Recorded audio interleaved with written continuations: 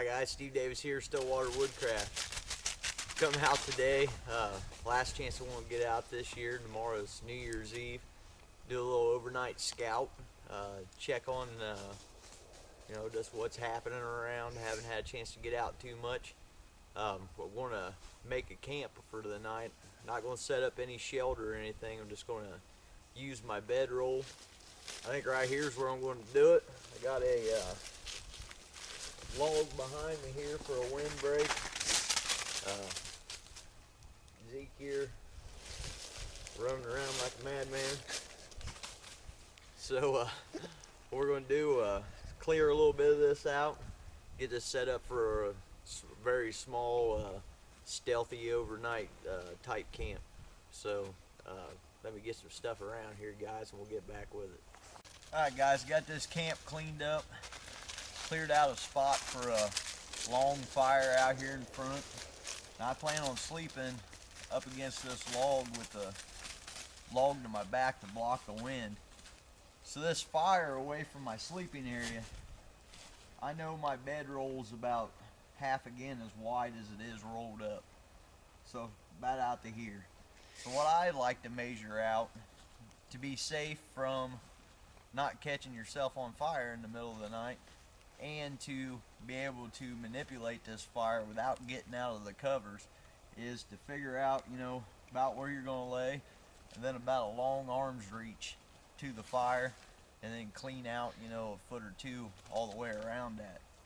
So now we got this prepared, it's time to gather up enough firewood. You gotta figure it's January 30th. So pretty long nights. It's a pretty cold night tonight.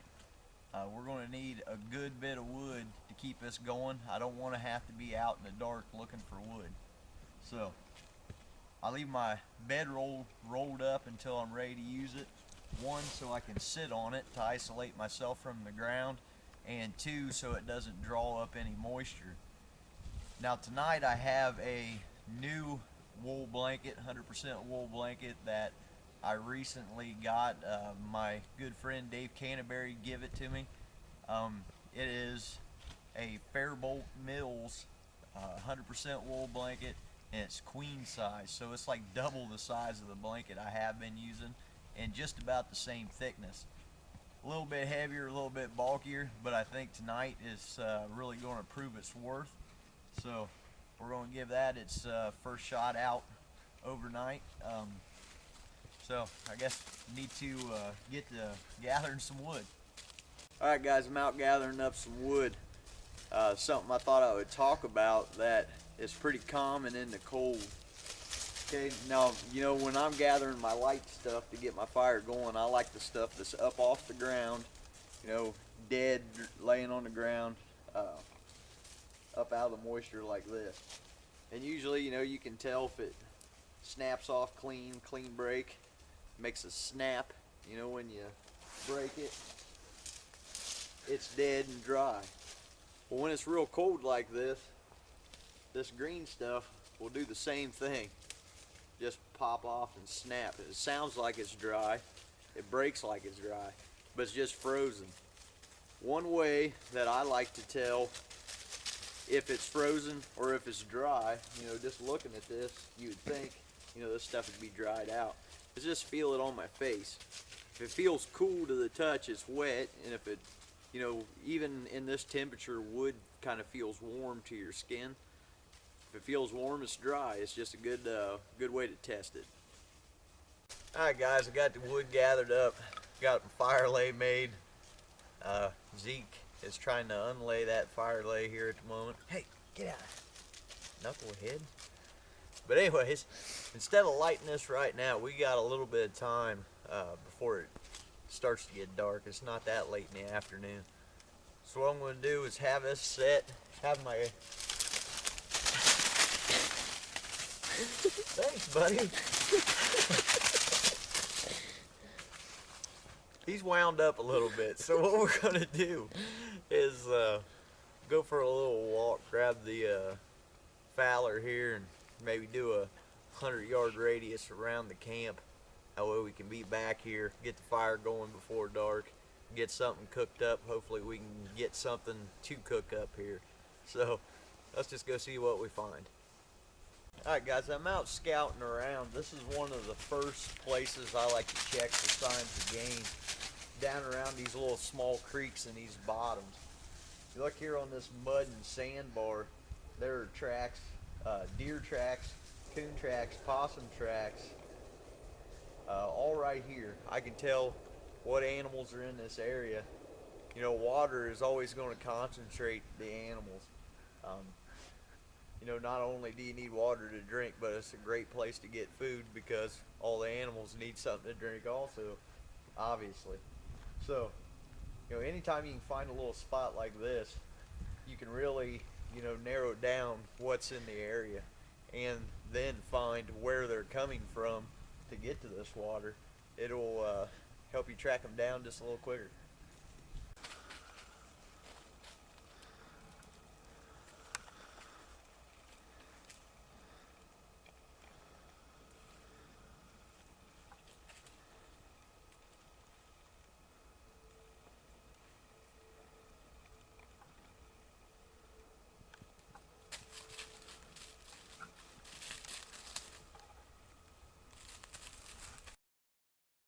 Alright guys, back to camp.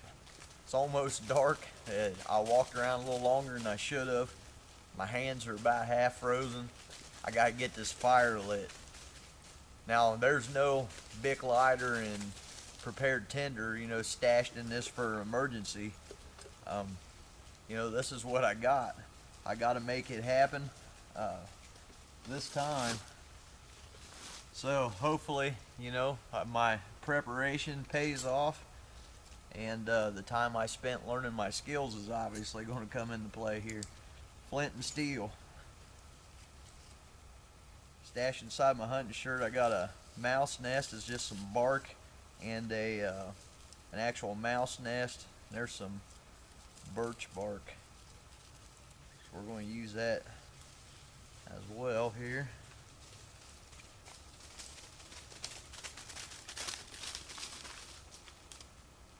Try to keep Zeke from knocking out my fire. He doesn't seem to mind where he walks.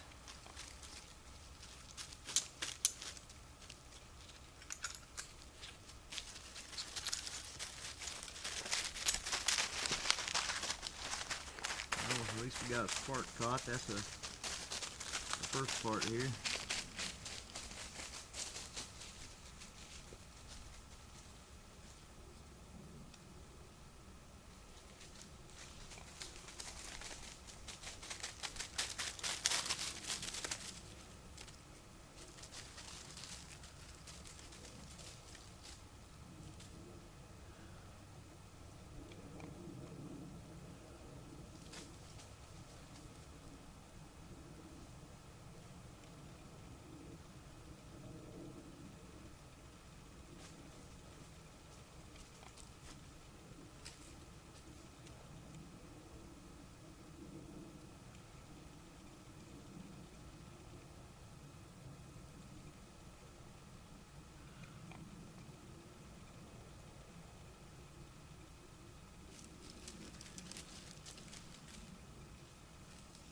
That go on and get my birch bark on there. Catch.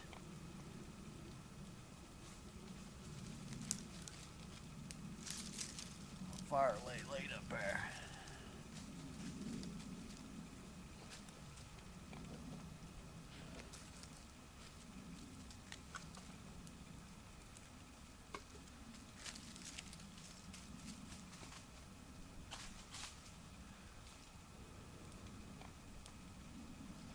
Uh-oh.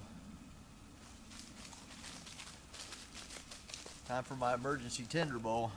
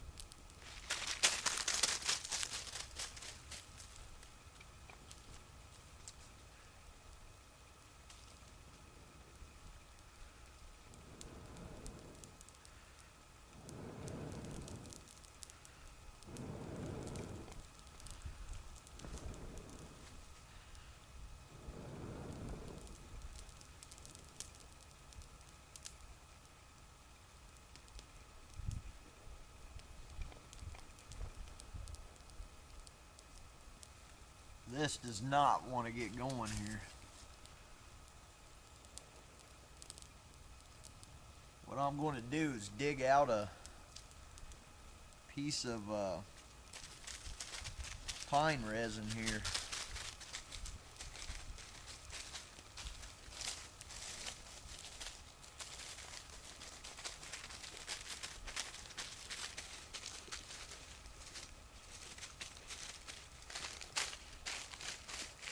That's just nothing but pine sap right off a tree.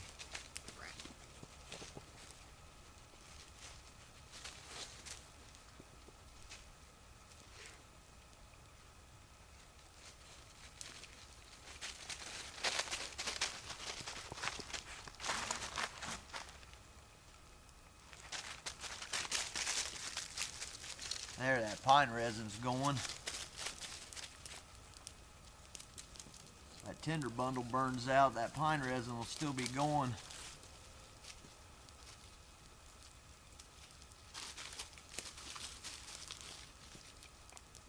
You see it's getting pretty dark.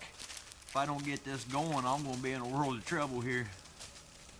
It's way too far to walk out of here in the dark. And being dark, I'm going to have a heck of a time finding more stuff to get a fire going. That's why you always got to make sure you got plenty and plenty of material.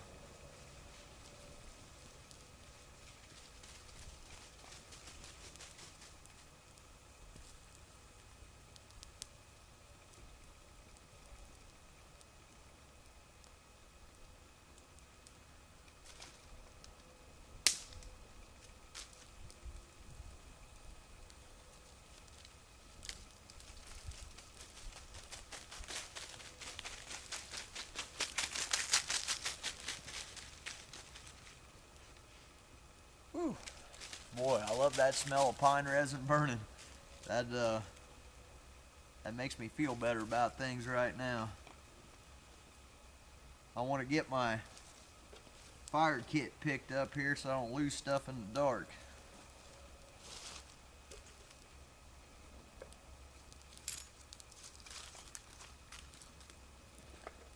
The last thing I want to do is lose any of that.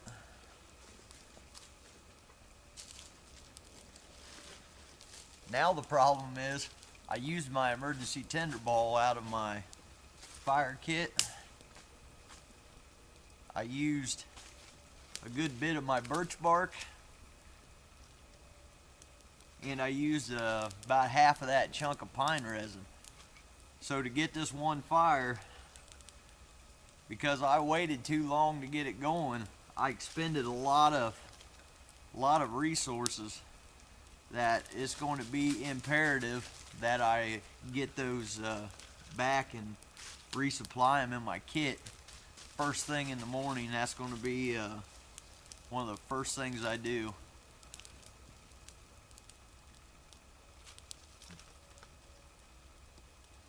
Whew. That makes me feel real good, guys. It's dropped down. It's probably 15 degrees.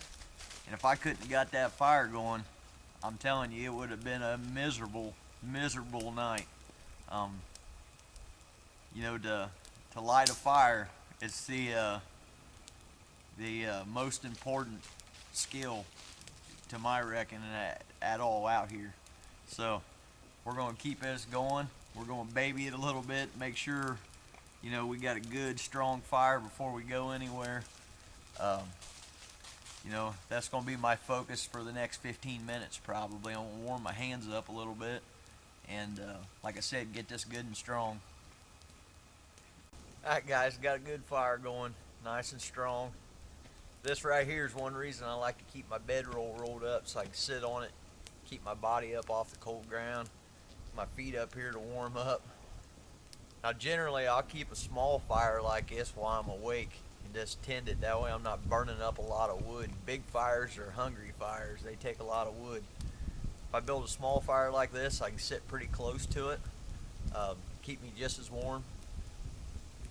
And also keeping in, you know, I try to think the way an 18th century woodsman would think, as good as I can, you know. In a big fire that's going to light this woods up, would be an invitation, you know, for somebody to come give you a haircut in the middle of the night.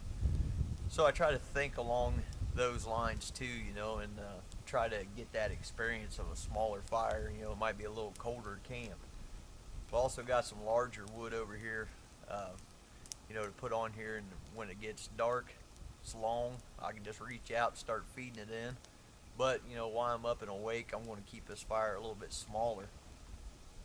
Now, we didn't get any game,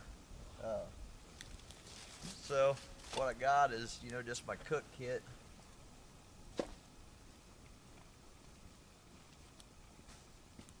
Same one I always carry. You know, my small kettle in my bag here.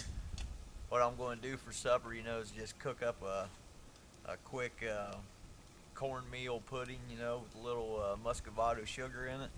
Something to stick to the ribs, last me through the night. And I want to make a little bit extra and leave it in this pan and maybe make a mush in the morning. So I want to get that going. Sit here and enjoy this fire. Enjoy the quiet of the woods, company of a good dog, and the warmth of a good fire. Alright guys, I've been sitting around here tonight watching some wood burn, just enjoying the woods a little bit.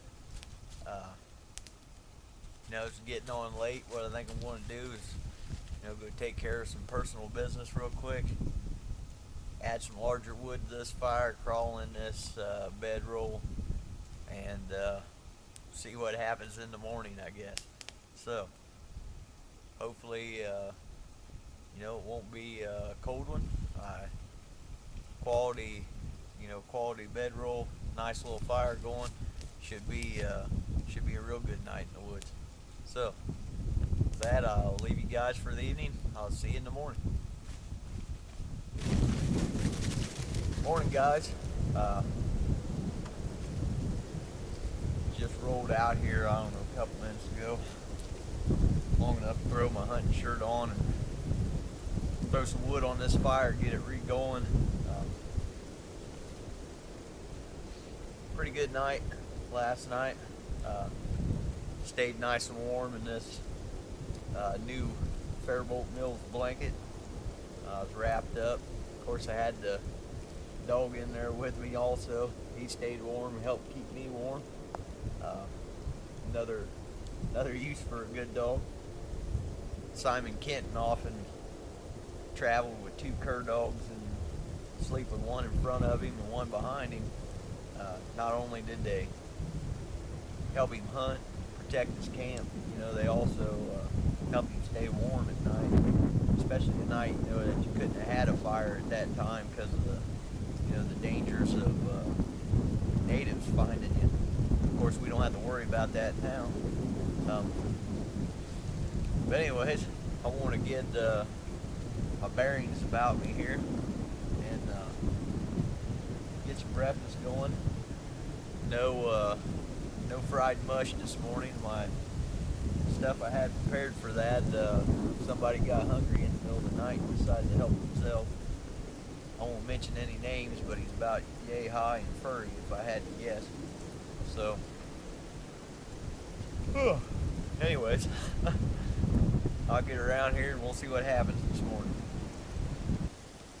Alright guys, I'm getting some water going here. Going to get some boiled chocolate this morning. Just wanted to show you real quick how I rigged this up. Just have a fork stick stuck here in the ground, and then another heavier stick stuck up over it to make a crane to hang the end of my pot on. This end I just weighted down with a little bigger log and hang it up there real easy. You know, no real work involved, just snapping a couple sticks off. Does the job just fine. No need to go through a lot of work to make something to do this. Can be adjusted pretty easy. So get this boiled chocolate going, get something warm in me to drink. Zeke back there is going to take another nap on my blanket, I guess, and we'll wait on the sun to get up here. Alright, I got my boiled chocolate done. Had to warm my camera up. It actually, I went to turn it on and it said warm camera. So it must be a little colder than I thought, because I never seen that happen before. I'm gonna go ahead and get camp packed up here. Thought I'd show you guys how I roll my bedroll. Got my blanket just folded, shoulders width in the inside. And my ground cloth here. Fold around it. Oh, Zeker, you gotta go, bub. Having a hard time keeping Zeker out of the covers.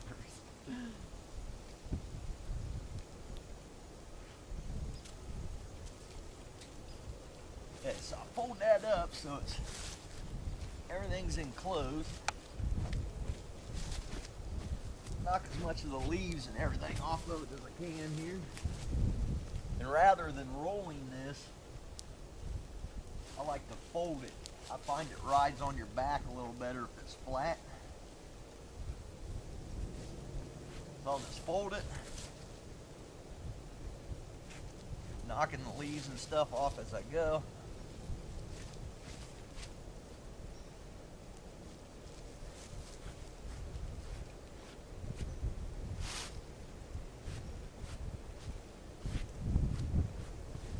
Don't want them in my bed the next time. Then when I get down here to the end, I take this tail, fold it in,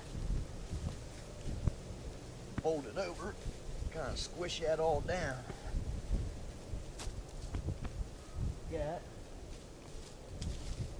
I got my tump line here. I'll take one end of it, just take my hand and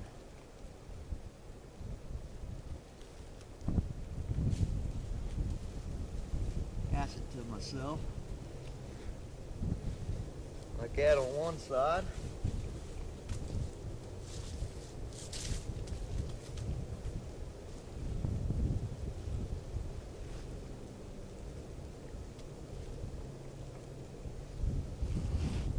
Back through the other side.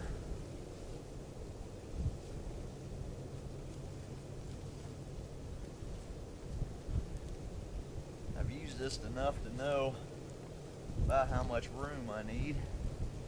I like that.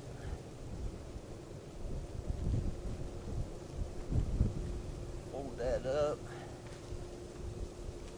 Bring these tails in. Then I just make a cross in them.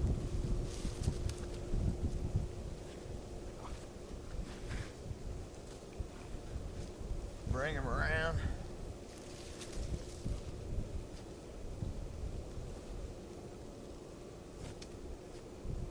Tie them off.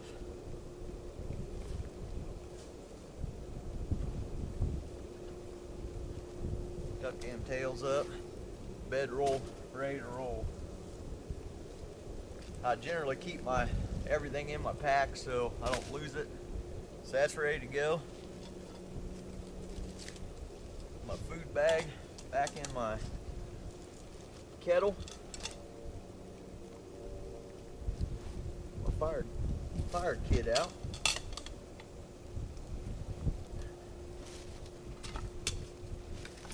Put that back in. Fire kit on top. Leave my cup out for now. Leave that.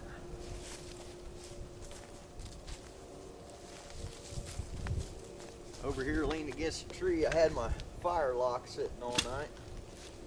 My horn and bag up off the ground. You'll notice I have a gun case on this.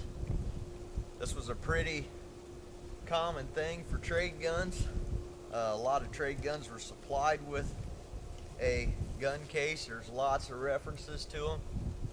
This helps protect your fire lock in the night from moisture, and you know it's a good thing to have for snow.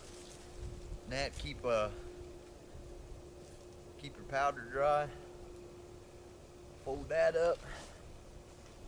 Put that in the top of my knapsack. I knocked the prime out of my gun last night and plugged the vent. So when I'm ready to go, I'll just re-prime and we'll be ready to roll. I'm going to finish my boiled chocolate, let this fire burn down, get it put out, and then we'll see how much battery I got left with this camera getting cold thing. Must be a lot colder than what I thought it was out here. So I'll get this drink. We're going to hunt our way back to the house.